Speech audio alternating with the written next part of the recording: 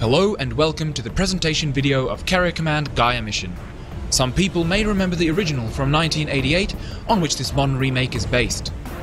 In Carrier Command, the core gameplay consists of vehicular combat, involving mostly island engagements between two fortress-like carriers striving for control, surmounting to an action game with strategy elements. As you may have noticed, the icons on the bottom of the screen indicate units I have on board the carrier. These are the VTOL-capable aircraft and the amphibious all-terrain assault vehicles, designated the Manta and the Walrus respectively. All units are controlled remotely from the bridge. The bridge itself may be seen here in the background, reinforcing the fact that you are seated in the captain's chair, viewing the battlefield on a translucent display in front of you. Your main objective is to sink the enemy carrier and seize the archipelago, consisting of 33 unique islands. Seen here, I am leading an assault on the enemy island of Fulcrum, indicated by the red coloration.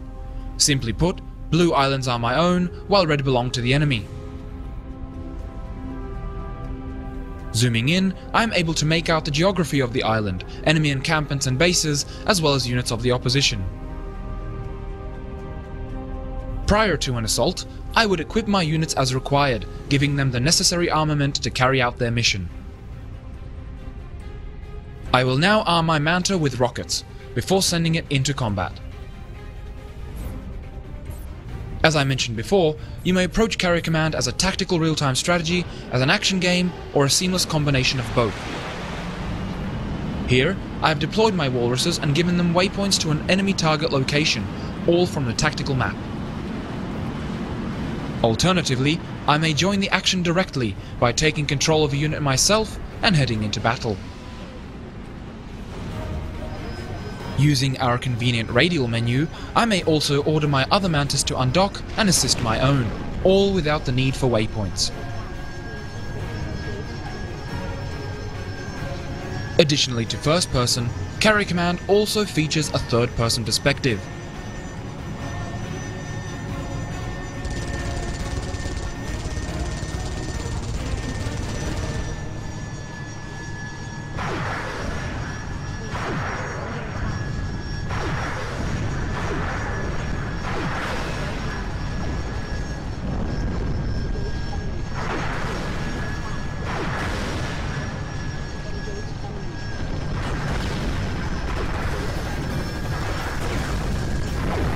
At any point in the action, I may return control to the onboard computer.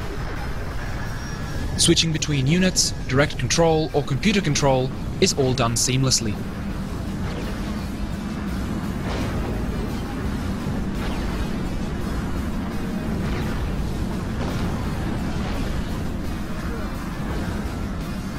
The convenient picture-in-picture preview window in the top right-hand corner of the map allows me to monitor what the unit is doing while attending to other tasks.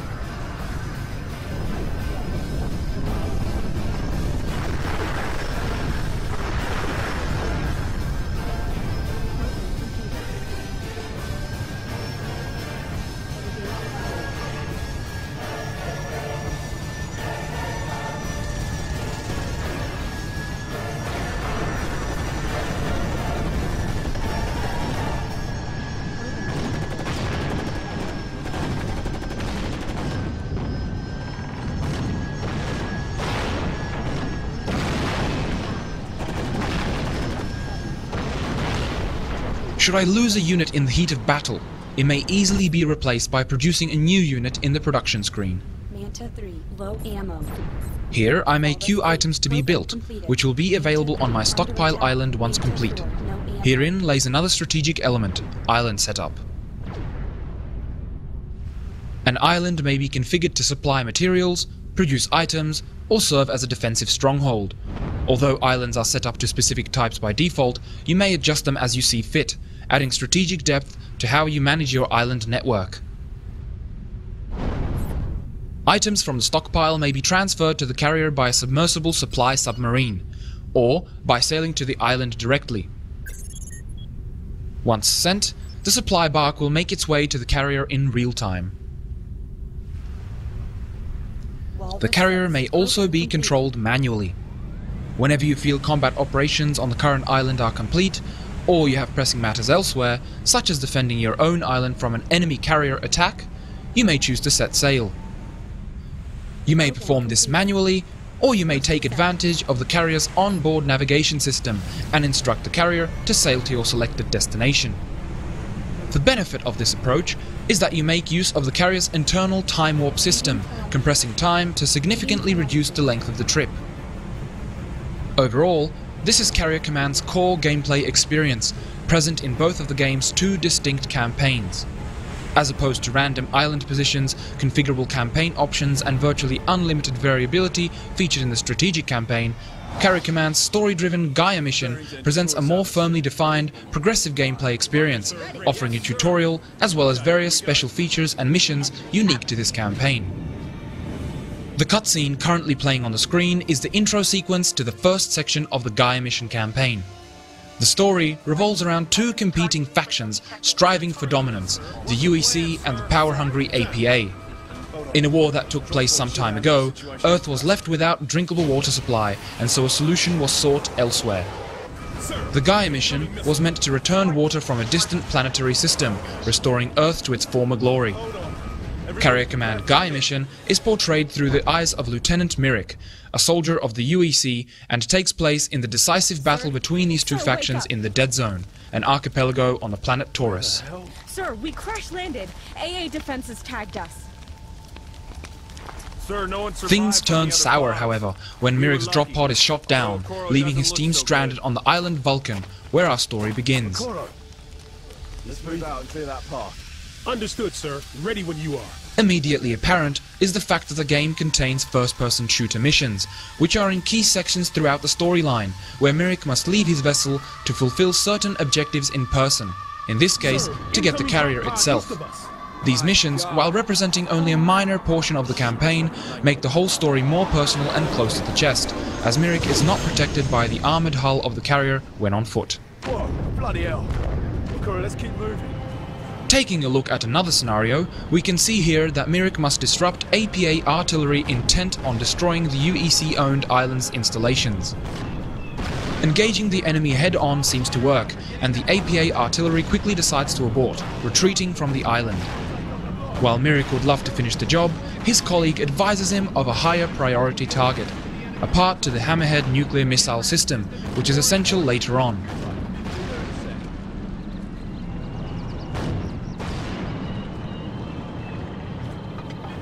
Once we arrive at the research center where the part is being stored, Mirik exits the vehicle and makes his way indoors.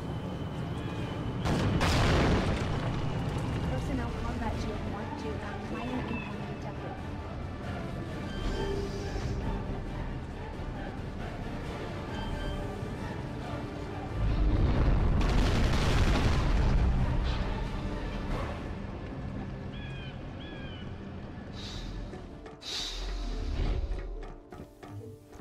Armed with an assault rifle and grenade launcher to suit, Mirik quickly dispatches of the remaining enemy units with ease.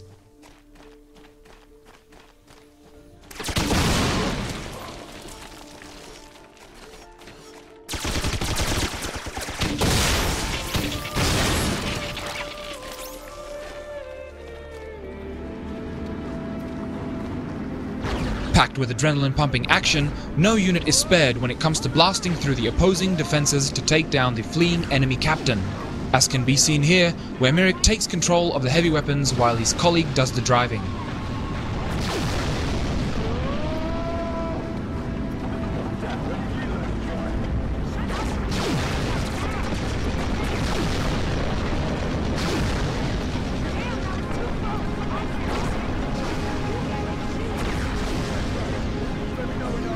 Even Mother Nature makes an appearance through the powerful display of a volcanic eruption. What the hell are they doing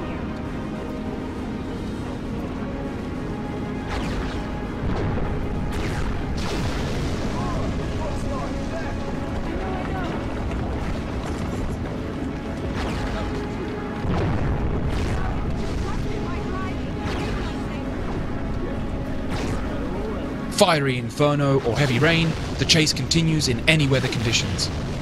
But not to spoil too much, let me stop it there and move on to the strategy campaign setup screen, where the various options and settings ultimately result in a highly variable game with virtually unlimited replayability.